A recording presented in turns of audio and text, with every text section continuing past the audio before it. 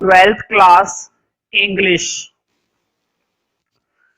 तो देखो, twelfth class की इंग्लिश की बुक फ्लेमिंगो और विस्तास दोनों बुकों में से मिलाकर सबसे ज्यादा इंपॉर्टेंट और सबसे ज्यादा कंफ्यूजिंग और सबसे ज्यादा इंटरेस्टिंग चैप्टर आ गया है, जिसका नाम है Evans tries and O level by Colin Dexter.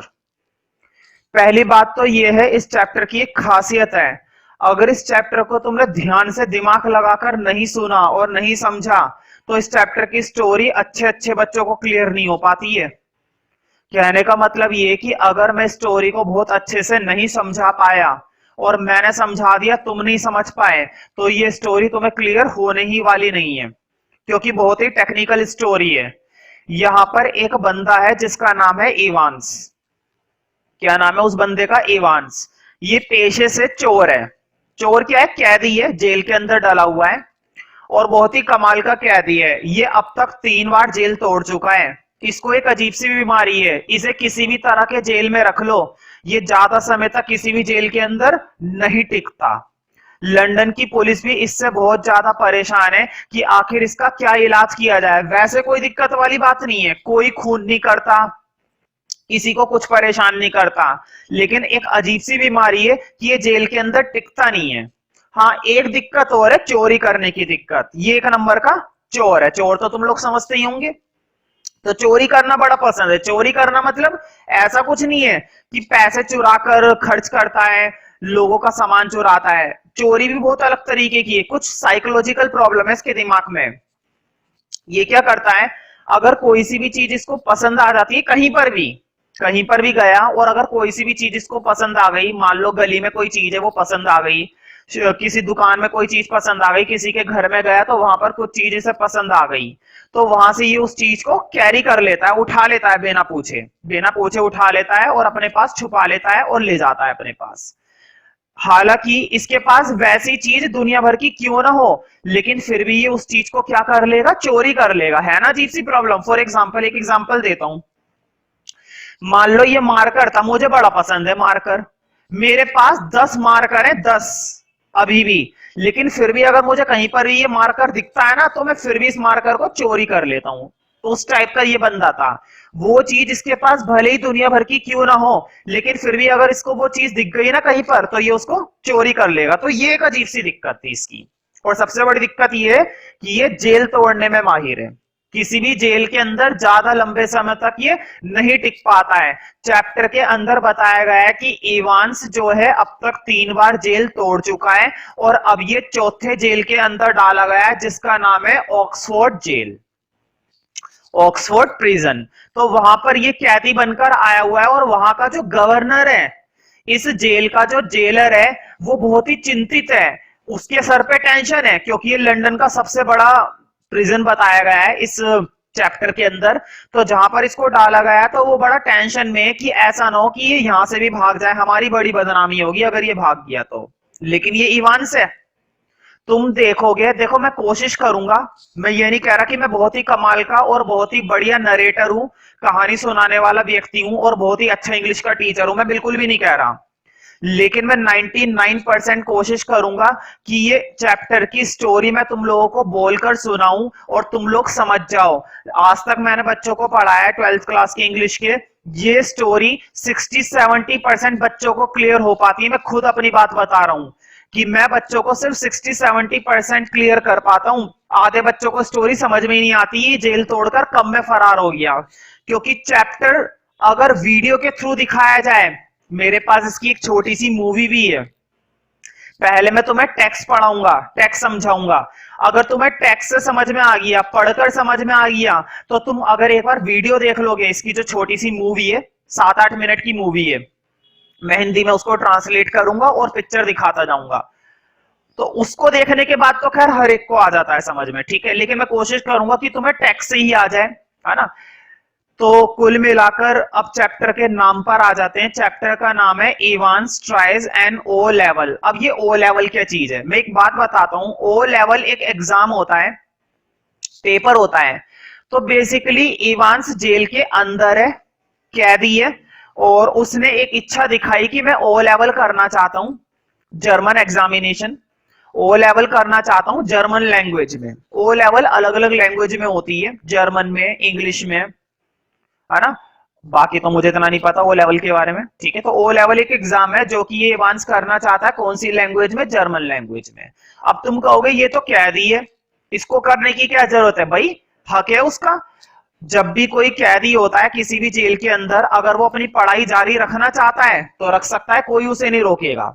तो ये भी अपनी पढ़ाई जारी रखना चाहता है, ये अपना ओ लेवल का एग्जाम क्लियर करना चाहता है। अब मैं तुम्हें एक राज की बात बताता हूं, ओ लेवल फो लेवल तो बेमतलब की बातें हैं, ये इसके दिमाग का खेल है।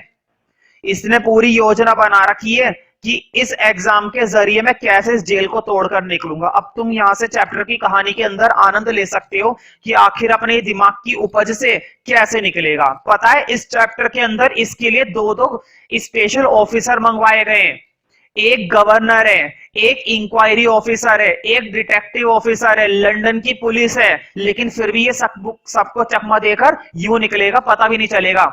बल्कि पुलिस ऑफिसर इसे खुद छोड़कर आएंगे बाहर और उन्हें पता तक नहीं चलेगा कि हम इवांस को लेकर जा रहे हैं। कमाल की स्टोरी तो ये है, ये इसका दिमाग का खेल है। इसके दिमाग में पूरी प्लानिंग बन चुकी है कि मैं कैसे इस जेल को तोड़ूंगा, और ये भी जानता है कि इस जेल को तोड़ना दुनिया का सबसे ज्यादा मुश्किल काम है, क्योंकि ये ऑक्सफोर्ड प्रिजन है जो कि लंदन का सबसे नामी ग्रामी प्रिजन माना जाता है, जिसको आज तक कोई नहीं तोड़ पाया। लेकिन इवांस ने इसको तोड़ने का पूरा प्लान बना लिया है और ये चैप्टर के एंड में भाग भी जाएगा, तोड़कर भाग जाएगा और गवर्नर को पता तक नहीं चलेगा। तो यही तो चैप्टर का खेल है। स्टार्ट करते हैं। पहले देख लेते हैं इस चैप्टर के अंदर कौन कौन से कैरेक्टर हैं। कैरेक्टर तो बस मैं नाम के लिए बता रहा हूं, कैरेक्टर क्या है, कौन सा कैरेक्टर क्या काम करेगा, वो तो चैप्टर को पढ़कर ही पता चलेगा, है ना। तो फिलहाल कुछ कैरेक्टर्स देख लेते हैं कि कुल मिलाकर कैरेक्टर है कितने। जेम्स रोड्रिक इवांस, ये इसका पूरा नाम था। इवांस का क्या नाम था भाई, James Roderick Evans a prisoner, जो कि एक कैदी है ना। तुम्हें मालूम है ऑक्सफोर्ड यूनिवर्सिटी नहीं, ऑक्सफोर्ड जेल, ऑक्सफोर्ड प्रिजन के अंदर इसको डाला गया है। और गवर्नर बड़ा चिंतित है कि कहीं ये भाग ना जाए, कहीं ये भाग ना जाए, कहीं ये भाग ना जाए। ऐसे ही करता रहेगा बैठ के वो, और ये भाग जाएगा, कुछ नहीं उखाड़ पाएंगे ये लोग इवांस का। बी पॉइंट देखते हैं। Secretary of the examination board, a higher official of the examination board. तो कॉल आती है, जो एग्जामिनेशन बोर्ड की सेक्रेटरी था उसकी कॉल आती है कि ऐसे ऐसे हम इवांस का एग्जाम कंडक्ट करवाना चाहते हैं। तो गवर्नर से भी परमिशन लेनी पड़ेगी, जो जेलर है, जो वहां का ऑफिसर है, प्रिजन का ऑफिसर है, तो उससे पहले परमिशन लेनी पड़ेगी कि हम एग्जाम कंडक्ट करवाना चाहते हैं। तो क्या आपकी परमिशन है? तुम्हें मालूम है परमिशन देनी पड़ेगी, क्योंकि किसी भी कैदी को पढ़ने का पूरा अधिकार होता है, और इसको भी है, इवांस को भी पढ़ने का अधिकार है, तो वो इसको परमिशन दे देगा। लेकिन इसको टेंशन इस बात की है कि कहीं ये उसका कोई प्लान तो नहीं इवांस का भागने का, कि कहीं वो इस एग्जाम के जरिए भागना तो नहीं चाहता, कहीं कुछ गड़बड़ ना हो जाए। बात बात पर वो कॉल करेगा, प्रिजनर जो यहाँ का प्रिजन का ऑफिसर है, वो बात बात पर एग्जामिनेशन बोर्ड में कॉल करेगा, बड़ा परेशान रहेगा, टेंशन में रहेगा, लेकिन फिर भी उसकी इतनी सारी बातों का कोई फायदा ही नहीं है, इवांस भाग जाएगा। तो सेक्रेटरी का फोन आता है, एग्जामिनेशन बोर्ड का जो सेक्रेटरी था उसका फोन आता है कि हम इसका एग्जाम कंडक्ट करवाना चाहते हैं, ठीक है। बाकी इसके बारे में चैप्टर में ज्यादा आएगा ना, अभी नहीं, अभी तो केवल मैं तुम्हें इतनी बातें बता रहा हूं हर एक कैरेक्टर के बारे में कि तुम्हें लिंक बन जाए समझने में। अब सी पॉइंट आते हैं, तीसरा कैरेक्टर गवर्नर। तुम्हें मालूम है ये इस प्रिजन का गवर्नर है, the governor of HM prison Oxford. ये इस पूरे प्रिजन का नाम है, HM प्रिजन ऑक्सफोर्ड। तो ये गवर्नर है, और गवर्नर को बहुत ही ज्यादा टेंशन है क्योंकि उसका नाम खराब हो जाएगा अगर ये इवांस भाग गया तो। क्योंकि पहले इवांस कितनी बार जेल तोड़ चुका है? 3 बार। 3 समझते हो? ये डी पॉइंट देखते हैं। मिस्टर जैक्सन अब प्रिजन ऑफिसर, ये स्पेशल ऑफिसर है जो वकायदा किसके लिए बुलवाया गया है? इवांस के लिए। इसको बोला गया था कि इवांस पर तुम्हें बिल्कुल नजर रखनी है जब तक उसका एग्जाम चलेगा। जब तक उसका एग्जाम चलेगा 3 घंटे या 2 घंटे, तब तक तुम्हें अपनी नजर उस पर से हटानी नहीं और देखना है ये जरा सी भी कोई चाल पट्टी ना करे, कुछ चालाकी ना करे। ठीक है, तो मिस्टर जैक्सन ये प्रिजन ऑफिसर था। Mister Stephen a prison officer, ये भी एक अनदर प्रिजन ऑफिसर है जो कि किसके लिए बुलवाया गया है? इवांस के लिए। ये दोनों एडिशनल ऑफिसर थे जो इवांस की देखरेख कर रहे थे कि कहीं पर भी कुछ भी गड़बड़ ना हो जाए। लेकिन तुम जानते ही हो, तुम 10 ही ऑफिसर बुलवा लो, इवांस को कोई फर्क नहीं पड़ता, वो कम में निकल जाएगा, तुम्हें पता तक नहीं चलेगा। और वाकई में मैं जब तुम्हें कहानी सुनाता रहूंगा तुम्हें पता तक नहीं चलेगा इवांस भागकर चला भी गया। ई पॉइंट देखते हैं, mister Stephen a prison off, अच्छा एफ पॉइंट देखते हैं, रेवन स्टॉट मैकलेरी, ये वो बंदा है जो एग्जाम लेने के लिए आएगा। जिस दिन एग्जाम रखा जाएगा मैकलेरी इवांस का एग्जाम लेने आएगा। सामने मैकलेरी बैठा हुआ होगा, उसके सामने इवांस बैठा हुआ होगा। इवांस क्वेश्चन पेपर में से देख देख के आंसर करता रहेगा और मैकलेरी उसके सामने बैठकर देखेगा कि ये चीटिंग तो नहीं कर रहा, क्योंकि मैकलेरी तो इन्विजिलेटर है। इन्विजिलेटर मतलब एग्जामिनर जो उसका एग्जाम लेना है। ठीक है, बाकी मैकलेरी की खासियत क्या है अभी तुम्हें पता नहीं है, मैकलेरी है कौन ये। मैकलेरी की खासियत क्या है वो चैप्टर के अंदर बताऊंगा, अभी नहीं बता सकता, कंफ्यूज हो जाओगे। रियलिटी क्या है मैकलेरी के बारे में।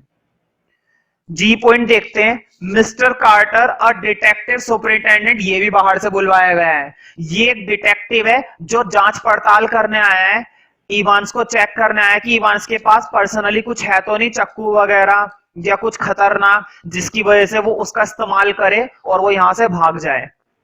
लास्ट देखते हैं, मिस्टर वेल अ डिटेक्टिव चीफ इंस्पेक्टर, ये भी एक डिटेक्टिव है जो कि इवांस के लिए बुलवाया गया है। अब तुम खुद समझ सकते हो, इवांस एज में कुछ बड़ा नहीं है, ना ही वो इतना खतरनाक है, ना ही वो किसी का खून करता है, ना ही किसी को वो लूटता है, ना ही वो कुछ ऐसा करता है जो खतरनाक है। ठीक है, लेकिन फिर भी इस कम एज वाले कैदी के लिए ये गवर्नर कितनी टेंशन ले रहा है। अभी तुम्हें इसके दिमाग का खेल पता नहीं है ना कि इवांस कितना दिमाग वाला है।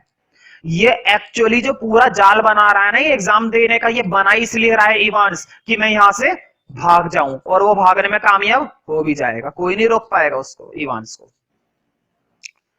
तो अब हम देखेंगे इस चैप्टर का कंप्लीट इंट्रोडक्शन। इस चैप्टर की खासियत ये है कि अगर इस चैप्टर के अंदर मैंने थोड़ी सी भी लापरवाही करी ना, मतलब अगर मैंने चैप्टर का थोड़ा बहुत टेक्स्ट काट दिया, मैंने थोड़े बहुत पॉइंट्स छोड़ दिए, तो चैप्टर समझ में नहीं आने वाला।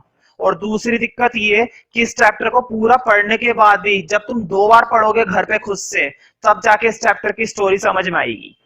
वैसे मैं 2 बार का तो बहाना कर रहा हूं, बस एक ही बार मेरी स्टोरी को ध्यान से समझ लो, समझ में आ जाएगी। स्टार्ट करते हैं प्रॉपर तरीके से। अब हमें कुछ कैरेक्टर बारे में पता चल गया है, एक इवांस नाम का कैरेक्टर है, और एक इस जेल का गवर्नर है, और एक एग्जामिनेशन बोर्ड का सेक्रेटरी था जिसने कॉल करी कि मैं एग्जाम दिलवाना चाहता हूं। 2 ऑफिसर बुलवाए गए, 2 डिटेक्टिव ऑफिसर बुलवाए गए, और एक इन्विजिलेटर है जिसका नाम है मैकलेरी जो उसका एग्जाम लेने के लिए आया हुआ था। ठीक है, तो ये कुछ कैरेक्टर है जो मिलकर पूरी कहानी को अंजाम देंगे। अब चैप्टर का इंट्रोडक्शन देखते हैं। भाई इंट्रोडक्शन का मतलब है इस चैप्टर के अंदर कुछ खास बातें हैं। देखो चैप्टर का इंट्रोडक्शन अगर तुम पढ़ लोगे तो तुम्हें समरी पढ़ने की बिल्कुल भी जरूरत नहीं है। ठीक है, इंट्रोडक्शन थोड़ा सा लंबा रहेगा क्योंकि ये चैप्टर भी थोड़ा सा लंबा है। स्टार्ट करते हैं first point. Evans was put in the Oxford prison at Carfax for his criminal record, including the 3 jailbreaks that he had successfully committed. Evan को रखा गया है ऑक्सफोर्ड प्रिजन में, भाई ये जेल का नाम है। एट कारफैक्स ये कोई जगह होगी जहां पर है ये। फॉर हिज क्रिमिनल रिकॉर्ड, उसके क्रिमिनल रिकॉर्ड की वजह से। क्या था उसका क्रिमिनल रिकॉर्ड? क्रिमिनल रिकॉर्ड उसका ऐसा कुछ नहीं था कि वो खून कर देता है, लोगों को मार देता है ना। उसका क्रिमिनल रिकॉर्ड ये था कि वो जेल तोड़ने में माहिर है, किसी भी जेल में ज्यादा लंबे समय तक नहीं टिकता। और उसका रिकॉर्ड क्या था? रिकॉर्ड ये था कि वो अब तक कितनी बार जेल तोड़ चुका था? 3 बार। तो देखो, for his criminal record including the 3 jail breaks that he had successfully committed। तो 3 बार ये जेल तोड़ चुका है, जिसको ये कामयाबी वो सफल हो चुका है इस काम को अंजाम देने में। We do not exactly know what the charges against him were। हमें सही तरीके से नहीं पता, मतलब हम एग्जैक्टली नहीं जानते कि क्या चार्जेस लगने चाहिए उसके अगेंस्ट, क्योंकि भाई देखो उसने कुछ गलत तो करा नहीं, किसी को मारा नहीं, किसी का खून नहीं करा, ठीक है, जेल तोड़ा है बस। तो क्या चार्जेस लगने चाहिए क्या नहीं लगने चाहिए इस सजा के खिलाफ कुछ नहीं पता। फिलहाल तो बस क्या चार्ज लगा हुआ है, फिलहाल बस इतना ही चार्ज लगा हुआ है कि उसको कहां पर रखा गया है, जेल के अंदर। और जिसको वो तोड़ने की क्या कर रहा है, फिर से एक प्लानिंग कर रहा है, और वो तोड़ भी देगा, कामयाब हो जाएगा भाई, कामयाब हो जाएगा, कोई नहीं रोक सकता इसको। Now he was in the prison for the 4th time. अब वो जेल में है 4थी बार। And all of a sudden developed curiosity to appear in the O level German examination. और उसने अपने अंदर एक इच्छा पैदा कर ली है, अपने अंदर एक जिज्ञासा पैदा कर ली है। किस चीज की जिज्ञासा? जिज्ञासा इस चीज की वो ओ लेवल जर्मन एग्जामिनेशन देगा। और तुम भी जानते हो ये जिज्ञासा फिज्ञासा तो कुछ नहीं है, ये उसका क्या है, प्लान है, इस जेल को तोड़कर भागने का। अच्छी बात है भाई, भगवान करे भाग जाए, हमारा क्या जा रहा है। तो उसके मन में एक इच्छा थी कि वो ओ लेवल जर्मन एग्जामिनेशन देगा, और बेसिकली ये उसका एक प्रयास था जेल को तोड़ने का। देखो ये लिखा हुआ है, which also was an effort to break the prison, जो कि उसका एक प्रयास था कि वो जेल को तोड़ देगा। It is most likely he was the master brain of a gang of robbers. ये उसकी एक खासियत है, सबसे मामूली खासियत है कि वो एक मास्टर ब्रेन है गैंग ऑफ रॉबर्स। वो पूरे रॉबर्स का एक गैंग है, और was just one man rover, और हम कह सकते हैं कि वो एक अकेला भी रोवर है। कहने का मतलब ये कि वो अकेला जो है या तो पूरी की पूरी टीम के बराबर है, या फिर वो अकेला ही काफी है। Who was greatly skilled and at impersonating other people, दूसरों को धोखा देने में। impersonating का मतलब होता है दूसरों को चौंकाना, दूसरों को धोखा देना, ठीक है। तो दूसरों को धोखा देने में वो माहिर है, स्किल्ड है, सक्षम है। And hence made an income out of that, और कई बार वो उनसे पैसे भी बना लेता है इस चक्कर में। भाई हर एक किसी के पास हुनर नहीं होता, दूसरों को बेवकूफ बनाने का, दूसरों को धोखा देने का हर किसी के पास भगवान ये हुनर नहीं देता, इसको दिया है भगवान ने। तो ये दूसरों को बहुत ही आसानी से लूट लेता है, बेवकूफ बना देता है, और उनसे पैसे कमाता है। However, London police had no other choice than putting him in the most secured Oxford prison। तो देखो लंदन पुलिस के पास कोई और चॉइस थी भी नहीं कि इसका क्या करें, तो उन्होंने इसको कहां पर डाल दिया, ऑक्सफोर्ड प्रिजन में डाल दिया। Where jail breaks were not at all common, जहां पर जेल तोड़ना इतना आम बात नहीं है, लेकिन औरों के लिए, इवांस के लिए नहीं। इवांस जेल तोड़ेगा भी नहीं, बाकायदा। अब मैं तुम्हें एक खास बात बता देता हूं, क्योंकि भाई मुझे तो कहानी पता है पूरी, इसलिए मैं एंजॉय करके बता रहा हूं, ठीक है। ये जो ऑफिसर है ना, ये ऑफिसर खुद उसे बाहर छोड़कर आएंगे। कमाल की बात तो ये, किसको, इवांस को। जादू की बात तो ये है। अब ऐसा ये क्या करेगा कि इवांस को वो खुद छोड़कर आएंगे, पता तक नहीं चलेगा। जब चला जाएगा इवांस, तब जाके गवर्नर को पता चलेगा कि इवांस फरार हो गया। अब इसने ऐसा क्या करा कि ये जो डिटेक्टिव ऑफिसर बुला रखे हैं, पुलिस ऑफिसर बुला रखे हैं, ये लोग खुद उसको छोड़कर आएंगे बाहर। यही तो खेल है, ये उसका दिमाग है इवांस का, कि ऐसा क्या करा उसने कि वो खुद छोड़कर आ रहे हैं बिना किसी परेशानी के। तो देखो ऑक्सफोर्ड प्रिजन में इसको, जेल को तोड़ना इतना आसान नहीं था। Evans was aware of it, और इवांस ये सारी बातें जानता है कि इस जेल को तोड़ना इतना आसान नहीं है, लेकिन वो फिर भी तोड़कर दिखाएगा। Seeing that he was in all sense trapped for life, उसका जो जीवन है वो भी खतरे में आ सकता है, फंस सकता है। Evans made a new plan to escape. Escape का मतलब होता है भागना। तो उसने एक नई योजना बना रखी है, एक बिल्कुल न्यू ब्रांड न्यू प्लान बना रखा है भागने का। आउटविटेड द पुलिस अथॉरिटी, और वो पुलिस को धोखा देगा, उसको हरा देगा, आउटविट कर देगा, मतलब कि हरा देगा basically. And manage to slip out of the prison, और उसने प्रबंध किया हुआ है इस प्रिजन से भागने का, भाग जाने का, रन आउट। और वो कामयाब हो जाएगा। हमारा क्या जा रहा है भाई, भगवान की दुआ है उस पर। किसकी दुआ है? भगवान की। ठीक है, तो वो भाग जाएगा। लास्ट पॉइंट देखते हैं। James Roderick Evans is a boy of deep intelligence. James Roderick Evans जो है वो एक लड़का है अत्यधिक बुद्धि वाला। डीप इंटेलिजेंस का मतलब होता है अत्यधिक बुद्धि, मतलब जिसकी सोचने समझने की शक्ति बहुत अच्छी है। प्लानिंग, योजना बनाता है बंदा, एक से एक कमाल के मास्टर प्लान तैयार करता है। रिसोर्सफुलनेस, ये सबसे बड़ी अच्छी बात है, इसके पास रिसोर्स की भी कमी नहीं है।